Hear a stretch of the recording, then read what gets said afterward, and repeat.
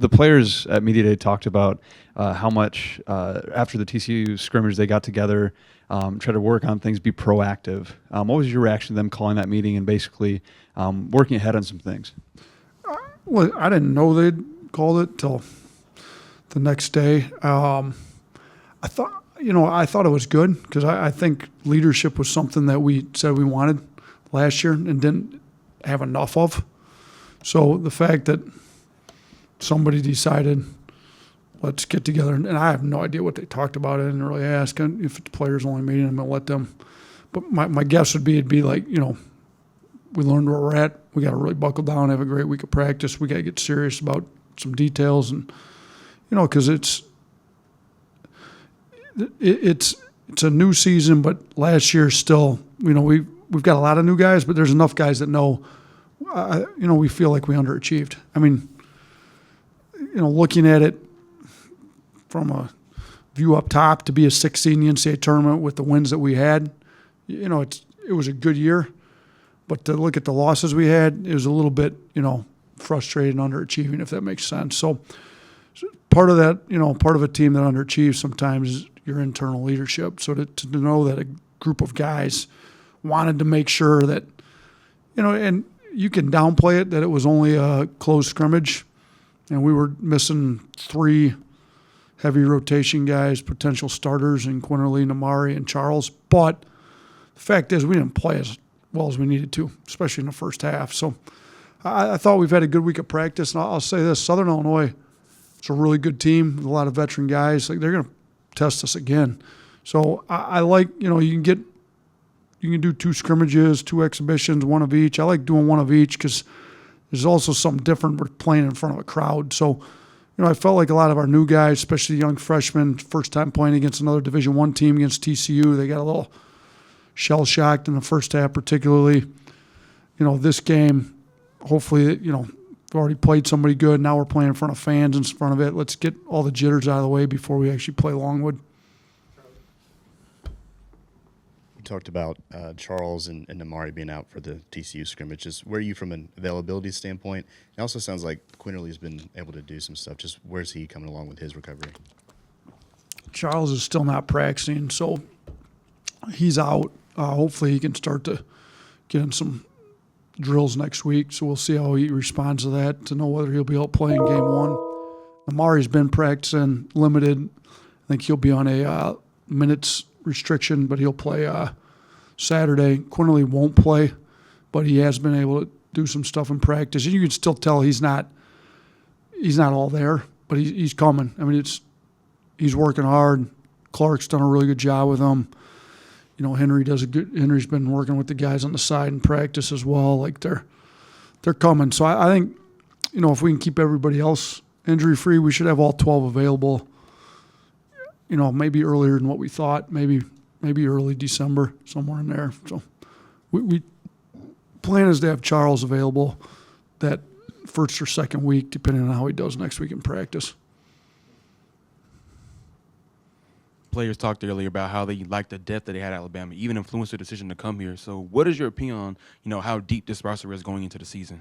I think we're really deep. I think we've got 12 guys on scholarship, and all 12 of them can be rotation guys. There's going to be guys that were very highly touted, either, high school players or transfers that are going to have a hard time, like, getting heavy minutes in the rotation. So, that gives you another set of problems to deal with, like chemistry and all that. But I'd rather have a deep team where you got to really fight hard, play hard on defense, play the right way to get solid rotation minutes. I didn't think we had that last year. I thought one of the better ways to get your team to guard well is just don't play them if they're not going to guard. Well, we couldn't really do that well with, when Namari went out, we were really,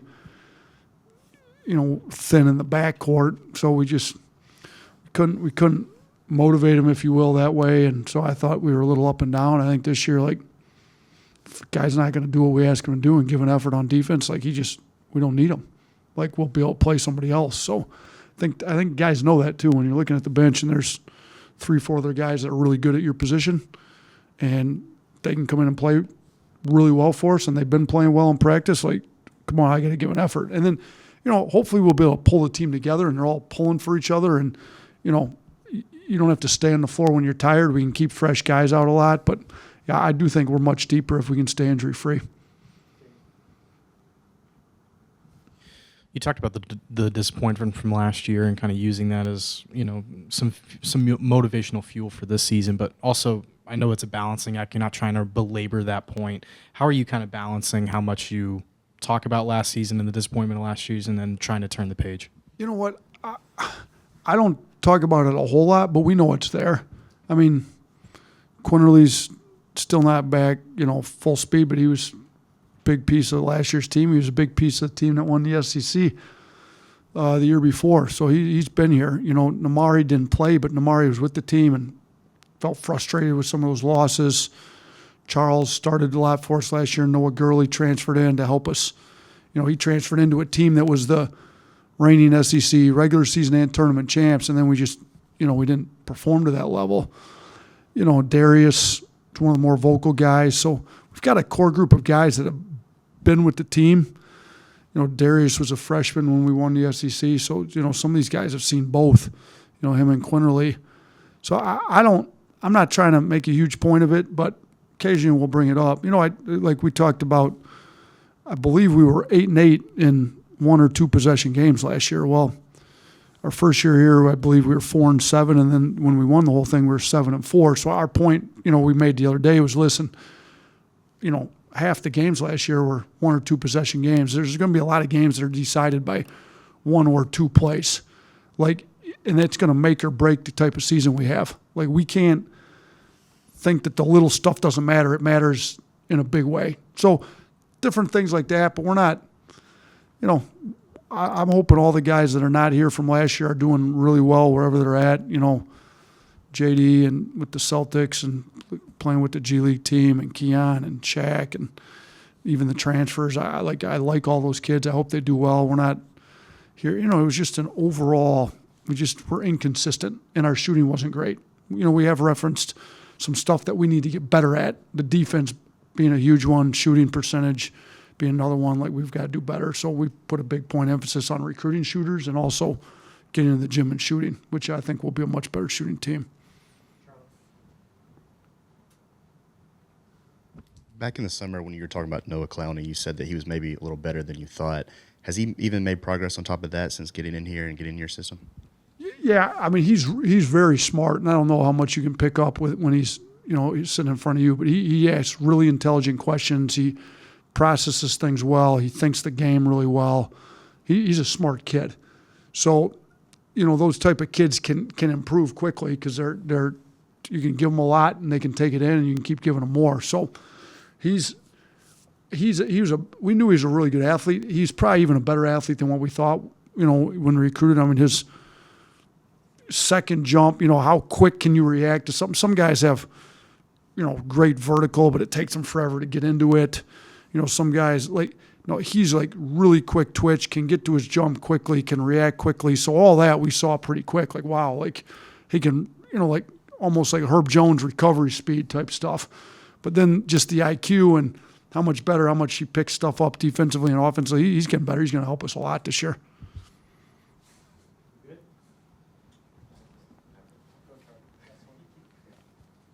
About the actual charity exhibition. Of course, the score doesn't matter and you want to win, but what does a successful charity exhibition look like to you?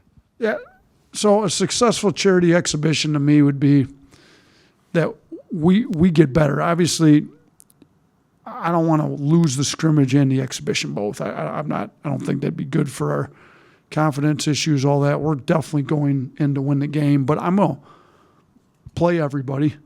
So I don't want to come out of that with certain guys, provided we have good practice tomorrow and everybody does what they're supposed to. Everybody's going to play. We're going to get guys a chance to get better. And, a few things you always want to get better from your last game. So if we look at the TCU game, our transition defense really got exposed, if you will. TCU's trying to play a lot faster this year than what they had before, so I didn't think we did a good job of it. And I think that shows we haven't done a great job in transition offense because we haven't put enough pressure on our defense in practice. So, can we improve our transition defense and offense both? Can we get it out a little faster and make sure we're not giving buckets up? Our defense overall guarding the 3-point line, how well are we going to guard in Southern Illinois? He's got good shooters. And then just our overall, does the ball move and can we take care of the ball? Are we not turning it over? Just some basic stuff we've been stressing this week. Turnovers down, transition D, effort, talk, to way up. And then is the ball moving? Are we unselfish on offense? If all that happens and we, for whatever reason, just have a really cold shooting game, like, basketball, you want to get good shots. You can't guarantee they're going to make them all. But, I think if we do what we're supposed to, the score will take care of itself. But we're going to play everybody. I just want to see everybody get better. Let's make sure we're better than we were against TCU. If that's the case, then we'll be all right going into the Longwood game.